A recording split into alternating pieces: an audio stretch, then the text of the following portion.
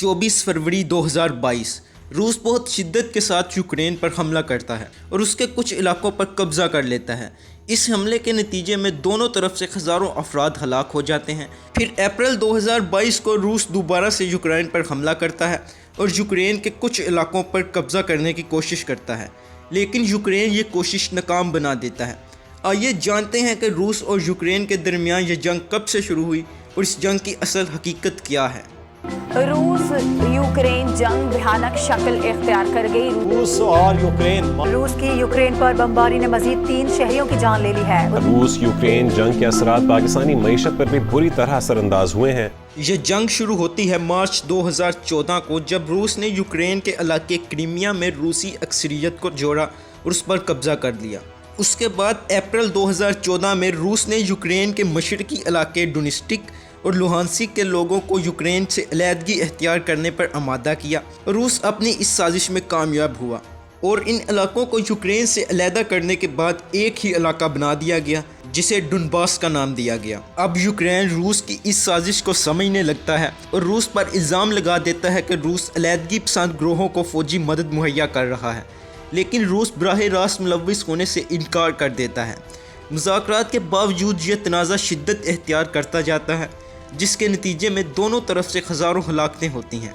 इस तनाज़े को बढ़ते हुए देखकर बैनुल अक़वामी ताकतें शमूलियत इख्तियार करती हैं, जिसमें मगरबी ममालिक, अमरीका और यूरोपीय यूनियन शामिल हैं, और रूस को क्रीमिया के इल्हाक और अलहदगी पसंद ग्रोहों को फौजी ताकत मुहैया करने के इल्ज़ाम में पाबंदियाँ आयद कर देती हैं।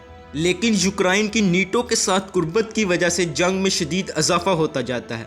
नीटो चंद ममालिक का एक फ़ौजी इत्तेहाद है जिसमें अमेरिका, बरतानिया, फ्रांस और तुर्की जैसे ममालिक शामिल हैं। रूस और यूक्रेन भी इस इत्तेहाद में शामिल होना चाहते थे, लेकिन साम्राज्यी कुव्वतों ने सिर्फ यूक्रेन से ही कुर्बतें बढ़ाईं और नीटो में शामिल होने की राह हमवार की, जिसकी वजह से रूस को अपना दिफा खतरे में नजर आने लगा।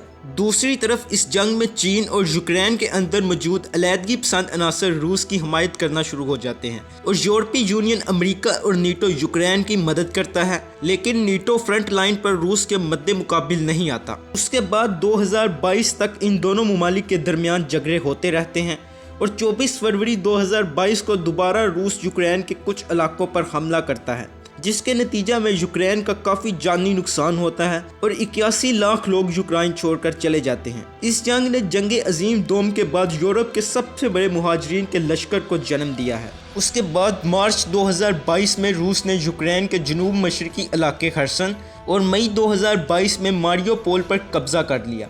18 अप्रैल 2022 को रूस ने डोनबास की एक नई जंग शुरू की। रूसी अफवाज ने पूरे मौसम सरमा में यूक्रेन के एनर्जी ग्रिड समेत फ्रंट लाइन से दूर फौजी और शहरी दोनों अहदाफ पर बमबारी जारी रखी। 2022 के आखिर तक यूक्रेन ने जनूब और मशरिक में जवाबी कार्रवाइयाँ शुरू की। उसके बाद 12 और 13 नवंबर में यूक्रेन ने खरसन पर दोबारा कब्जा कर लिया। 7 फरवरी 2023 को रूस ने तकरीबन 2 लाख फौजियों को बाहुओं की तरफ नए सिरे से हमले के लिए मुतहर्रिक किया। इन दोनों ममालिक की ये जंग 2014 से चल रही है और अभी भी इस जंग के ख़त्म होने के कोई आसार नहीं है। आपकी रूस और यूक्रेन के मुतालिक क्या राय है, कमेंट्स में ज़रूर बताइए। और हमारी ये वीडियो आपको पसंद आई है तो वीडियो को लाइक करके चैनल को सब्सक्राइब ज़रूर कीजिए।